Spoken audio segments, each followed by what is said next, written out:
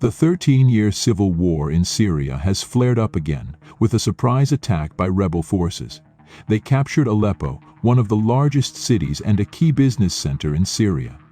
This is the first time rebels have launched an attack on Aleppo since 2016, when Russian airstrikes helped President Bashar Assad take control of the city.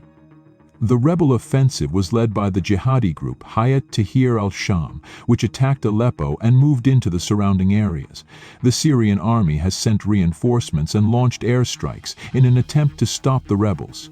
At least 446 civilians and military personnel have died in the latest round of fighting, according to the Syrian Observatory for Human Rights, a UK-based monitoring group. This new wave of fighting could lead to more violence in the Middle East, especially as Israel is also battling groups like Hamas and Hezbollah. The Israeli airstrikes on Syrian and Hezbollah targets, along with Israel's recent ceasefire with Hezbollah, may have given the rebels an opening. Meanwhile, Russia is distracted by its war in Ukraine. For 13 years, Assad has been fighting against opposition forces trying to overthrow him, a war that's claimed around 500,000 lives. About 6.8 million Syrians have fled the country, and this refugee crisis has had a huge impact on European politics, fueling anti-immigrant far-right movements. Let's take a trip back in time and uncover the traces of this deadly conflict. Stay tuned and keep watching our YouTube channel, Typographic Man. In 2011, successful uprisings that became known as the Arab Spring toppled Tunisia's and Egypt's presidents. This gave hope to Syrian pro-democracy activists. That March, peaceful protests erupted in Syria as well, after 15 boys were detained and tortured for writing graffiti in support of the Arab Spring. One of the boys, a 13-year-old, was killed after having been brutally tortured. The Syrian government, led by President Bashar al-Assad, responded to the protests by killing hundreds of demonstrators and imprisoning many more.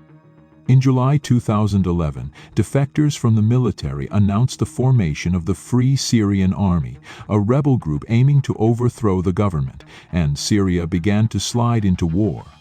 These groups wanted to overthrow Assad, and they received support from countries like Turkey, Saudi Arabia, the UAE, and the US. While the protests in 2011 were mostly non-sectarian, the armed conflict surfaced starker sectarian divisions. Most Syrians are Sunni Muslims, but Syria's security establishment has long been dominated by members of the Alawi sect, of which Assad is a member.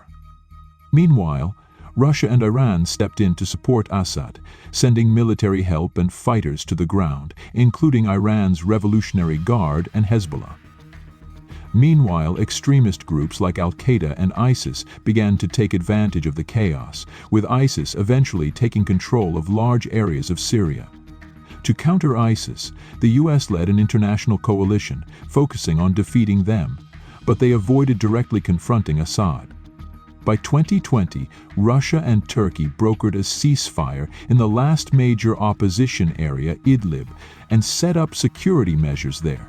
Since then, Syria has remained divided, with the government never fully regaining control of the entire country, and armed resistance still exists in some areas, as shown by continued fighting in places like Aleppo. Right now, around 30% of Syria is controlled by opposition groups and foreign troops. The US has about 900 soldiers in northeastern Syria to prevent a comeback by the Islamic State. The US and Israel also carry out occasional airstrikes against Assad's forces and Iranian-backed militias. Turkey has forces on the ground too and plays a key role in supporting the opposition forces in Aleppo.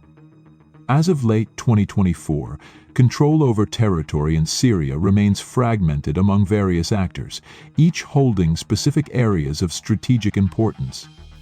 Backed by Russia and Iran, the Syrian government controls the majority of the country, including key cities such as Damascus, Homs, and Aleppo, and much of the southern and central regions.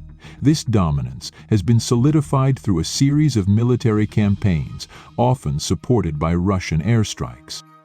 The Syrian Democratic Forces, SDF, a Kurdish-led coalition supported by the United States, control northeastern Syria, including areas like Raqqa and Hasakah.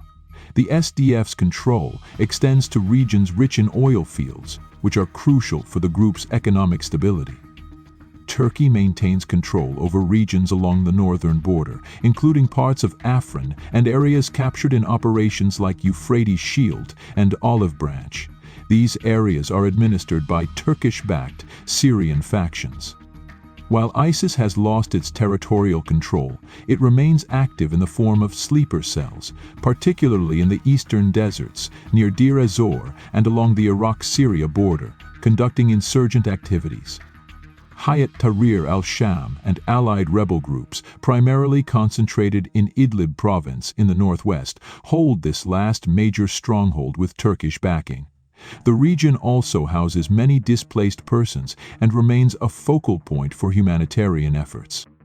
Syrian opposition fighters, led by Hayat Tahrir al-Sham (HTS), are advancing into Aleppo and south towards Hama just 5 days after launching a surprise offensive that may have sparked a new phase of the 13-year war in Syria. Syria's military announced a temporary troop withdrawal on Saturday from Aleppo, the country's second-largest city, saying it would regroup in preparation for the arrival of reinforcements for a counterattack. During the peak of Syria's war about a decade ago, Aleppo was split between rebels and government forces. But by the end of 2016, with the help of Russian airstrikes and Hezbollah, Assad's regime took back control of the whole city. After that, things calmed down a bit, with most of the rebels stuck in Idlib next to Aleppo. Now, things are changing. The rebels have taken advantage of a few things. Israel's attacks on Iran and Hezbollah thus have weakened Assad's allies. Plus, Russia is distracted by its war in Ukraine, so they can't back Assad like they did before. But that doesn't mean they're out. Both Russia and Hezbollah still have a stake in keeping Assad in power, even if their support isn't as strong as in 2015 and 2016. There have even been rumors of instability in Damascus, with some saying Assad and his family might have fled to Moscow, and reports of clashes between Syrian army units. Most of this could be disinformation, but what's happening behind the scenes in Damascus is crucial for Syria's future. Now, the rebels, a mix of extremist groups, Turkey-backed fighters, and some Kurdish factions, are pushing toward Hama. The most prominent group here is Hayat Tahrir al-Sham, HTS, an offshoot of al-Qaeda. Whether they can hold their ground depends on how Assad, Russia, and Iran respond. So far, Russia's carried out some airstrikes, but without full ground support, it's unclear if they can turn the tide. Russia still has military presence in Syria, but with the war in Ukraine stretching their resources, they're in a tough spot. They'll likely keep supporting Assad, but how much they can do remains uncertain. The current rebel offensive could also mark another turning point. The insurgents have shown that they are still capable of achieving military successes despite years of setbacks. The offensive also highlights the current weakness of the government and its allies. The decisive factor will be whether the rebels can hold the city, and how the Iran and Russia support Syria. Thank you for watching our YouTube channel. Don't forget to subscribe so you can stay updated and never miss out on our latest content.